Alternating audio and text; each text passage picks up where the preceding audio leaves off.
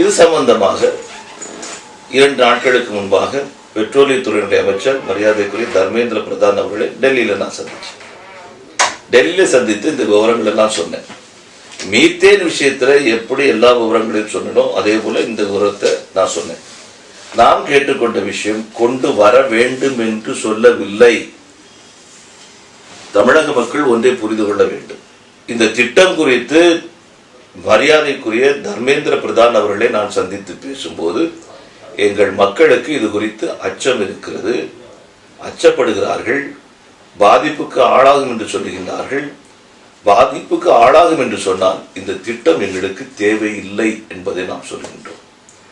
அப்போ அவர் என்ன சொல்றாருன்னு சொன்னா, இந்த திட்டம் இந்த முறைகளில் வந்திருக்குது, இதை நடைமுறைப்படுத்துவதற்கு முன்னாடி இன்னென்ன விஷயங்கள் கடைபிடிக்க வேண்டும், குறிப்பா சுற்றுச்சூழல் பாதிக்குமா, நிலத்தடி நீர் பாதிக்குமா, வயல்வெளிகள் பாதிக்குமா, இதெல்லாம் பார்க்கப்பட வேண்டும். ஒட்டுமொத்த மக்கள், அந்த மக்களுடைய கருத்து கேட்டது ஏற்பட வேண்டும். இதெல்லாம் இருக்குது. ஆகையினால யாரு எந்த விதமான அச்சப்பட வேண்டிய அவசியம் இல்லை. தமிழக மக்களுடைய, தமிழக விவசாயிகளுடைய விருப்பத்திற்கு மாறாக எதையும் மத்திய அரசாங்கம் செய்யாது என்பதை மிக மிக தெளிவாக என்று சொல்றார். இதை நான் பத்திரிகையாளர்கிட்ட நான் சொல்றேன், தொலைக்காட்சிகளே வந்தாச்சு. இதுக்கு மேல அந்த அமைச்சரவை சேர்ந்த அதிகாரிகள் விளக்கம் கொடுக்கின்றார்கள். இவருடைய வழிகாட்டுதல் தான் மரியாதைக்குரிய அமைச்சருடைய வழிகாட்டுதல் கொடுத்திருக்க முடியும். அதுலயும் தெளிவா சொல்றது, மக்களுக்கு விருப்பம் இல்லைன்னா வேண்டாம் சொல்லியாச்சு. அப்போ இவ்வளவு விவரமாக சொன்ன பிறகும் கூட ஒரு குற்றச்சாட்டை வேண்டுமென்றே திரும்ப திரும்ப திணித்துக் கொண்டிருக்கும் போது இதனுடைய பின்னணி என்ன, இதற்கு யார் காரணம், அச்சத்தை உருவாக்குவதற்கு யார் காரணம்? மக்கள் விரும்பினா இல்ல, முடிஞ்சு போச்சு. அந்த ஒற்றை வார்த்தையில எல்லாமே முடிஞ்சு போச்சு. அதுக்கு மேலும் மேலும் மேலும் மேலும் இந்த போராட்டத்திற்கு ஊக்கமும் உற்சாகம் கொடுப்பதற்கு என்ன காரணம்? இது மக்கள் மனநிலையாக இருப்பதற்கான வாய்ப்பு கிடையாது அப்படிங்கிறது என்னுடைய கருத்து. காரணம், ஏற்கனவே மெரினால நடந்த சம்பவங்கள், அதை சம்பந்தப்படுத்தி பார்க்க வேண்டிய தேவை ஏற்படுவது போல நான் கருதுகிறேன். அதனால் இது அச்சப்படுவதற்கு ஒன்றுமே இல்லை. வேண்டாம்னா வேண்டாம். ஆனா ஒரு விஷயத்தை நான் சொல்றேன், தஞ்சை தரணி என்று சொல்வதும் காவிரி டெல்டா பகுதி என்று சொல்வதும் முழுக்க முழுக்க விவசாயம் நம்பி இருக்கக்கூடிய பகுதிகள். இந்த விவசாயம் நம்பி இருக்கக்கூடிய பகுதிகளுக்கு தண்ணீர் கொண்டு வர வேண்டும், காவிரியில் தண்ணீர் கொண்டு வர வேண்டும் என்று சொன்னால் கர்நாடகத்திலிருந்து கொண்டு வர வேண்டிய நிலைமையில் நாம் இருந்து கொண்டிருக்கின்றோம். ஒரு காலத்திலே 400 TMC பெற்ற நாம் 300க்கு கீழே போய் இன்று 200க்கு கீழே போய் 192 TMCல நம்முடைய தமிழகம் நின்று கொண்டிருக்கின்றது. இந்த 192 TMC தண்ணீராவது முறையாக எங்களுக்கு தாருங்கள் என்று பல முறை நாம் போராடி கொண்டிருக்கின்றோம். மாநில அரசாங்கங்கள் இதுவரைக்கும் சுற்றி இருக்கக்கூடிய மற்ற மாநில அரசாங்கங்களோடு நட்புறவு பேணுவதாக நான் கருதவில்லை. ஒரு அரசாங்கம், ஒரு மாநிலத்தினுடைய அரசாங்கம் எங்களுக்கு பிரச்சனை வரும்போது நீங்க இப்படி எல்லாம் உதவணும், சட்டத்துக்குட்பட்ட உதவிகள் மட்டுமல்ல, அதுக்கு மேலே உதவி தேவைன்னா நீங்க உதவணும் அப்படிங்கக்கூடிய ஒரு நட்பை ஏற்படுத்தினால்தான் மாநிலத்திற்கு நன்மை. கேரளத்தோடு அங்க கம்யூனிஸ்டா இருக்கட்டும், அங்க காங்கிரஸா இருக்கட்டும், எந்த அரசாங்கமா இருக்கட்டும், இங்க எந்த அரசாங்கமா இருக்கட்டும், இவங்களுக்கு அவங்களுக்கு சண்டையாட்டே இருக்கட்டும், இருந்தாலும் கூட இந்த தமிழக மக்களுக்கு நன்மை சேர்க்க வேண்டும் என்று சொன்னால் அங்கு இருக்கக்கூடிய எந்த அரசாங்கத்தோடும் நல்ல உறவை பேண வேண்டியது தமிழக அரசாங்கத்தினுடைய கடமை. அதே போல கர்நாடகமாக இருந்தாலும் ஆந்திரமாக இருந்தாலும் அந்த ஒரு மனநிலை நமக்கு வந்தாக வேண்டும். துரதிர்ஷ்டவசமாக கடந்த பல ஆண்டுகளாக, ஏறக்குறைய 50 ஆண்டுகளாக அண்டை மாநிலங்களோடு நமக்கு நல்ல உறவை வளர்த்து கொள்ளக்கூடிய வகையில் இங்கிருந்த எந்த அரசாங்கமும் செயல்படவில்லை. 192 காவிரியில் தண்ணி தரணும், 192 டிஎம்சி தண்ணீர் தர வேண்டும், தரமாட்டேங்கிறாங்க. கர்நாடகத்தில் இருக்கக்கூடிய காங்கிரசுடைய அரசாங்கம் அதை ஒரு அரசியல் ஆதாயத்திற்காக பயன்படுத்திக்கிட்டு இருக்குது. ஒரு சொட்டு தண்ணீர் கூட தரமாட்டேன் அப்படிங்கிறாங்க. உச்ச நீதிமன்றம் சொன்ன பிறகும் கூட தரமாட்டேன் அப்படிங்கிறாங்க. அங்கிருந்த நம்முடைய தமிழர்கள் பெங்களூர் நகரத்தில் மட்டும் ஏறக்குறைய 30-35 லட்சம் தமிழர்கள் வாழ்ந்து கொண்டிருக்கிறார்கள். அவங்க மேல அடக்குமுறை கட்டவிழ்த்து விட்டார்கள்.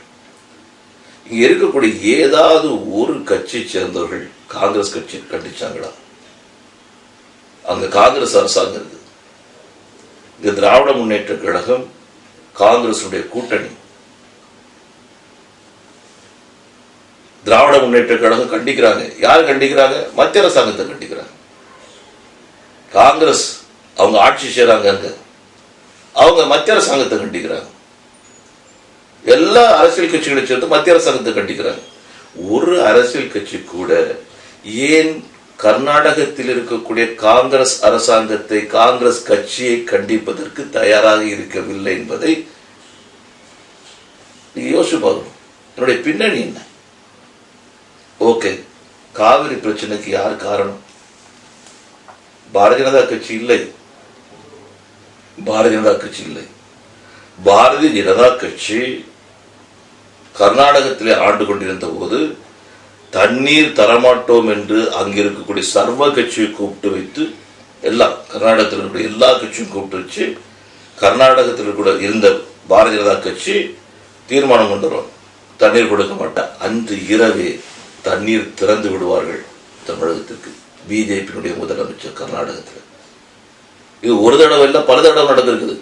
இதெல்லாம் ரெக்கார்டு. அப்ப பாரதிய ஜனதா கட்சி அங்கிருக்கக்கூடிய கர்நாடகத்தில் இருக்கக்கூடிய அரசியல் சூழ்நிலையும் அன்னைக்கு சமாளிச்சிருக்கிறாங்க. தமிழ்நாட்டு மக்களுக்கு, தமிழக விவசாயிகளுக்கு தர வேண்டிய தண்ணீரையும் தந்திருக்கிறாங்க. ரெண்டு வகையிலும் ஒரு அரசாங்கத்தை செயல்படுத்த முடியும் என்று சொல்லி பிஜேபி அங்கு நடத்தி காட்டியிருக்கிறது. இந்த விஷயம் காங்கிரசுக்கு தெரியாதா? காங்கிரசுடைய கர்நாடக முதல்வருக்கு தெரியாதா? அவங்க அதை அரசியல் ஆதாயத்துக்காக பயன்படுத்துறாங்க. இதுவரைக்கும் இல்லாத நிலை கர்நாடகத்தில் இருக்கக்கூடிய நிலை என்ன அப்படின்னு சொன்னா, அங்கு இருக்கக்கூடிய காங்கிரஸ் அரசாங்கம் சர்வ துறைகளிலும், எல்லா துறைகளிலும் தோற்று போய் ஊழலில் திளைத்து நின்று கொண்டிருக்கக்கூடிய ஒரு அரசாங்கமாக அவங்களுடைய விருப்பம் எப்படின்னு சொன்னா, இப்ப அங்க இருக்கக்கூடிய அரசாங்கம் டிஸ்மிஸ் செய்யப்பட வேண்டும் என்று அவர்கள் விரும்புறாங்க.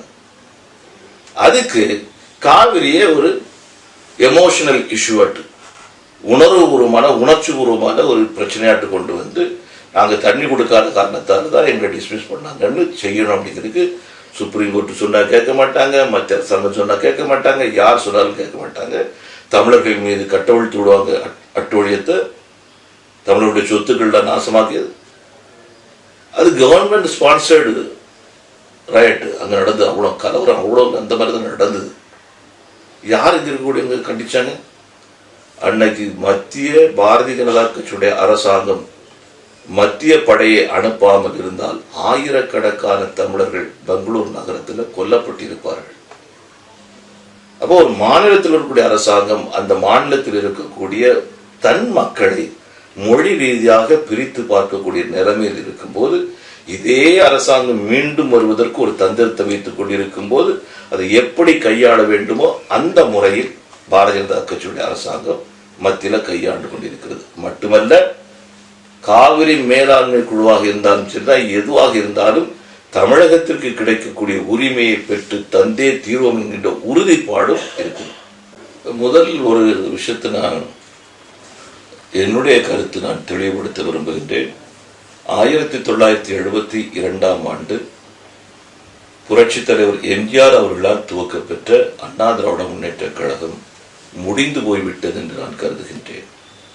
காரணம், அவர் அன்னைக்கு அண்ணா திராவிட முன்னேற்ற கழகத்தை புரட்சி தலைவர் எம்ஜிஆர் அவர்கள் துவக்கியதற்கு காரணம், ஊழலற்ற தூய்மையான நேர்மையான ஒரு நிர்வாகத்தை கொண்டு வர வேண்டும் என்பதற்காகத்தான் கட்சி ஆரம்பிச்சார். இன்னைக்கு அது முடிஞ்சு போச்சு. பல்வேறு கூறுகளாக சிதறப்பட்டு இருக்குது. இன்னும் எத்தனை கூறா போக போகுதோ அதெல்லாம் தெரியாது. திராவிட முன்னேற்ற கழகமும் அண்ணாவால் துவக்க பெற்று கலைஞரால் வழிநடத்தப்பட்ட திராவிட முன்னேற்ற கழகமும் முடிந்து போய்விட்டது. இன்னைக்கு மரியாதைக்குரிய கலைஞர் அவர்கள் உடல்நிலை காரணமாக ஓரளவு கொஞ்சம் ஒதுங்கி இருக்கக்கூடிய நிலைமையில அவர் இருக்கிறார். அவர் எந்த குற்றச்சாட்டு நான் சொல்றதில்லை. புதிய ஒரு தலைமை முழு அளவில் இல்லாவிட்டாலும் கூட இன்னைக்கு செயல்படுவது புதிய தலைமையின் கீழ் செயல்படுது. இந்த புதிய தலைமைக்கும் கூட அந்த கட்சிக்குள்ளாகவே கூட முழுமையான ஏற்பு இல்லை என்பதை தமிழ்நாட்டினுடைய அரசியல் தெரிந்தவர்கள் அத்தனை பேருமே புரிந்திருப்பாங்க. அதனால தன்னுடைய கட்சிக்குள்ளால அந்தந்த தலைவர்களுக்கு மரியாதை இல்லை, மக்கள் மத்தியில் செல்வாக்கு கிடையாது. திமுக அண்ணாவால் துவக்கப்பட்ட திமுக இல்லாமல் போய்விட்டது. புரட்சி தலைவர் எம்ஜிஆரால் துவக்கப்பட்ட அண்ணா திமுக இல்லாமல் போய்விட்டது. இன்னைக்கு கழுவி விட வேண்டிய நிலைமை தான் இருக்குது. கழகங்கள் 50 ஆண்டுகளாக தமிழகத்திலே ஆண்டு அழித்த அவலத்தை துடை தெரிய வேண்டிய நிலைமையில் இருக்குது. அதனால்தான் நாம ஒரு முழக்கத்தை முன் வச்சிருக்கிறோம். கழகங்கள் இல்லா தமிழகம், கவலைகள் இல்லா தமிழர்கள். தமிழ்நாட்டில் ஒரு தமிழன் கூட துயரப்படக்கூடாது, மகிழ்ச்சியோடு இருக்க வேண்டும். அதுக்கு என்னென்ன முன்னேற்றங்கள் கொண்டு வரணுமோ அதெல்லாம் கொண்டு வர வேண்டியது நம்முடைய கடமை என்று நான் கருதுகின்றேன். அதனால இந்த தேர்தல், இந்த உள்ளாட்சி மன்ற தேர்தலில் கடந்த காலத்தில் இருந்த ஒரு அரசியல் சூழ்நிலை இன்னைக்கு இல்லாத காரணத்தால 2 கழகங்களைச் சேர்ந்தவர்களும் மிகப்பெரிய சரிவை அடைவார்கள். பாரதிய ஜனதா கட்சி தமிழக மக்களுடைய புதிய தேடுதலுக்கு ஏற்ப பாரதிய ஜனதா கட்சி ஒரு மிகப்பெரிய சக்தியாக தமிழகத்தில் வளர்ந்து வரும் என்கிற நம்பிக்கை எனக்கு இருக்கு. இந்த திராவிட கட்சிகள் அப்படிங்கிறத நான் ஏத்துக்கிட மாட்டேங்க. இத சொல்லி 50 வருஷமா நம்ம அழிச்சுக்கிறாங்க. திராவிட கட்சிகள் அப்படிங்கறது சொல்லாங்க. தமிழ்நாட்டில் கழகங்கள், திராவிடம் அப்படிங்கிறது ஒரு பகுதி. இதை பெரியார் அவர்களும் சொல்லியிருக்காங்க, மற்றவங்களும் சொல்லியிருக்காங்க, எல்லாருமே சொல்லியிருக்கிறாங்க. ஆதிகாலம் தொட்டு அது இருக்குது. எப்படி தமிழ்நாடு ஒரு பகுதியோ திராவிடம் அப்படிங்கக்கூடிய ஒரு பெரிய பகுதி. அந்த பகுதியில் இருக்கக்கூடிய அத்தனை பேரும் திராவிடன் சொன்னா நானும் திராவிடன் சார்ந்து இருக்கக்கூடிய ஒரு கட்சி திராவிட கட்சின்னு சொன்னா நான் சொல்றேன் பிஜேபி திராவிட கட்சி தான். நான் திராவிடன் சொன்னா, நான் தமிழன் சொன்னா பிஜேபி தமிழருடைய கட்சி. நாங்க தமிழர்களுக்காக போராடிட்டு இருக்கோம், தமிழ் மண்ணுக்காக நாங்க போராடிட்டு இருக்கோம், தமிழ்நாட்டினுடைய வளர்ச்சிக்காக போராடிட்டு இருக்கிறோம். அதனால இந்த திராவிடங்கிறத தயவு செய்து தமிழக மக்கள் பயன்படுத்துறத விடணும். இதை சொல்லி அவங்க ஏமாத்திட்டு இருக்கிறாங்க. கழகங்கள், இந்த கழகங்கள் இல்லாத தமிழகத்தை கொண்டு வர வேண்டும் என்று நான் விரும்புகிறேன். நான் இப்ப கேட்கிறேங்க, இப்ப பழையபடி நான் நெடுவாசலுக்கு போறேன். நெடுவாசல்ல டிஎம்சி தண்ணீர் 192 வந்தாதான் உண்டு அப்படிங்கிற நிலைமையில தண்ணி வராது. கர்நாடக அரசு விடலையா, நாம ஃபைட் பண்ற முடியல. சரி, 50 வருஷமா தமிழ்நாட்டில் இருந்த திமுக, அண்ணா திமுக ஆட்சியை சேர்ந்தவர்கள் என்ன செய்திருக்காங்க? மாற்று ஏற்பாடு என்ன பண்ணிருக்காங்க? ஒவ்வொரு வருஷமும் நூற்றுக்கணக்கான டிஎம்சி தண்ணீர் தமிழ்நாட்டில் பெய்து கடல்ல போய் கலக்குது. இந்த தமிழ்நாட்டில் பெய்த தண்ணீரை கட்டி காக்கக்கூடிய வகையில தமிழகத்தில் இருந்த எந்த ஒரு அரசாங்கமாவது நடவடிக்கை எடுத்தார்களா? பெருந்தலைவர் காமராஜருடைய காலத்திற்கு பின்பாக ஏதாவது ஒரு உருப்படியா திமுகவோ அண்ணா திமுகவோ கட்டி இருக்கிறாங்களா? அது கெட்டலன்னு சொன்னா நோக்கம் கெட்ட நோக்கம், கெட்டாம இருந்ததுக்கு நோக்கம் கெட்ட நோக்கம். அதனாலதான் அவன் கெட்டன. இப்போ இந்த நதி நீங்க தண்ணியை கொண்டு கடல்ல கொண்டு விட்டுறீங்க. அப்போ உரிமைப்படி வாங்கக்கூடிய தண்ணீரை உங்களால வாங்க முடியல, நட்புறவு நீங்க வளர்க்க மாட்டீங்க. இறைவனால் கொடுக்கப்பட்ட தண்ணீர் கொண்டு போய் கடல்ல சேருது, அதை தடுத்து சேமிக்கக்கூடிய நடவடிக்கை எதுவும் நீங்க பண்ண மாட்டீங்க. ஐயா, குறைந்தபட்சம் அவன் திறந்து விடக்கூடிய தண்ணீர் வரும்போது அந்த தண்ணீர் ஒழுங்கா சேருறதுக்கு காவிரி ஆற்றையாவது உயிரோட்டமாக வச்சீங்களா? காவிரியில இன்னைக்கு நீங்க போய் பார்த்தாலும் கூட ஆயிரக்கணக்கான லாரிகள் மணல் எடுத்துக் கொண்டிருக்கின்றார்கள். சாதாரணமா மண் மண் மண் தமிழ் மண் தமிழ் மண் தமிழ்நாடு அப்படின்னு சொல்றோம். மண்ணை விட்டு பிழைத்துக் கொண்டிருக்கின்றது ஒரு அரசாங்கம் தமிழ்நாட்டில் தொடர்ந்து. அப்போ தண்ணி வந்தா ஒழுங்கா போய் சேரக்கூடிய அளவுல ஆற்ற வைக்கல, தண்ணீர் இல்லை, சேமிப்பு இல்லை, ஒன்றுமே இல்லை. சரி, இந்த பகுதி மக்கள், கிழக்கு கடற்கரை பகுதியை சேர்ந்த மக்கள், கிழக்கு பகுதி மாவட்ட மக்கள், காவிரி படுகையை சேர்ந்த மக்கள் தொடர்ந்து இந்த 2 கழகங்களுக்கு வாக்களித்திருக்காங்கல்ல, உள்ள ஆட்சியில் வைத்து அழகு பார்த்திருக்காங்கல்ல. ஏதாவது ஒரு தொழிற்சாலை ஒரு 1000 பேருக்கு வேலை கொடுக்கக்கூடிய ஒரு தொழிற்சாலை இந்த 1000 வருஷத்துல நாங்க கொண்டு வந்தோம் எந்த கழக அரசாவது சொல்ல முடியுமா? எந்த கழக அரசாவது சொல்ல முடியுமா? நீங்க தண்ணி கொடுக்க மாட்டீங்க, தண்ணி சேமிக்க மாட்டீங்க, தண்ணி வரக்கூடிய ஆற்றை வித்து படைச்சிட்டு இருக்கீங்க, எந்த தொழிற்சாலை நீங்க வைக்கல அப்படின்னு சொன்னா, என் தமிழ் சொந்தங்கள், விவசாயம் பண்ணக்கூடிய என்னுடைய மக்கள், விவசாயம் பொய்த்து விட்டதுன்னு சொல்லி 100கணக்கான பேர் மடிந்து விட்டார்கள் என்று சொல்றீங்களே, இதுக்கு யார் காரணம்? இந்த துரோகத்தை செய்தவர்களா? அந்த குடும்பங்கள்ல பிணமிடுவதற்கு யார் காரணம்? சர்வ நிச்சயமா சொல்றேன். நான் சொல்றது, இதெல்லாம் நீங்க செய்து வச்சிருப்பீங்கன்னு சொன்னா இந்த அளவுக்கு பாதிப்புகள் ஏற்பட்டிருக்காது. அதனால நான் என்ன சொல்றேன், நீங்க தண்ணியும் கொடுக்க மாட்டீங்க, தண்ணி சேமிக்கவும் மாட்டீங்க, ஒண்ணுமே பண்ண மாட்டீங்க. குறைந்தபட்சம் இந்த இது போன்று உள்ள திட்டங்கள் பாதிப்பு இல்லை என்று சொன்னால், நல்லா புரிஞ்சுங்க, பாதிப்பு இல்லை என்று சொன்னால் கொஞ்சம் பேருக்கு வேலை கொடுக்கக்கூடிய வகையில் அந்த திட்டத்தை சிந்தித்தால் என்ன அப்படிங்கறத கொண்டு வரணும்னு நான் சொல்ல. இது பாதிப்பு இல்லாத நேரத்துல அந்த பகுதி மக்களுக்கு வாழ்வு கொடுக்கும் என்று சொன்னால் சிந்தித்தால் என்ன? அடுத்தால இதுல வரக்கூடிய லாபத்தை எம் பகுதி மக்களுக்கு நீ மெடிக்கல் காலேஜ் வச்சு கொடு, ஒரு தொழிற்சாலையை வச்சு கொடு, 2000 பேருக்கு வேலையை கொடு, இந்த மாதிரி எல்லாம் ஏதாவது கோரிக்கைகள் எப்போது வைக்கப்பட்டிருக்குதா? அந்த பகுதி மக்களுக்காக வைக்கப்பட்டிருக்குதா? அல்லது இது வேண்டாம், இது மூடிடும், வேண்டாம். புதிய திட்டங்கள் எத்தனை திட்டங்கள் நீங்க வச்சிருக்கீங்க? அந்த புதிய திட்டங்கள்ல இத்தனை திட்டங்களை மாநில அரசாங்கம் ஏற்றெடுத்து நடத்துவதற்கு தயாராக இருக்குது. என் தமிழ் சொந்தங்களுக்கு வேதனையோடு நான் ஒன்றை சொல்ல விரும்புகின்றேன். வேதனையோடு ஒன்று சொல்லுகிறோம். 50 ஆண்டுகளாக நம்முடைய தமிழ் மண் அழிந்து கொண்டிருக்கின்றது, தமிழ் சமுதாயம் அழிந்து கொண்டிருக்கின்றது. குறிப்பாக தமிழகத்தில் புதிய திட்டங்கள் எதுவுமே கொண்டு வர முடியவில்லை இவர்களால். புதிய வேலைவாய்ப்பு திட்டத்தை இவர்களால் கொண்டு வர முடியவில்லை. இப்படிப்பட்ட நேரத்தில் புதிய பார்வையோடு, புதிய தேடுதலோடு தமிழக மக்கள் வந்தாக வேண்டும் என்பது என்னுடைய கருத்து. அது இல்லை அப்படின்னு சொன்னா தமிழகத்தை யாரால் காப்பாற்ற முடியாது?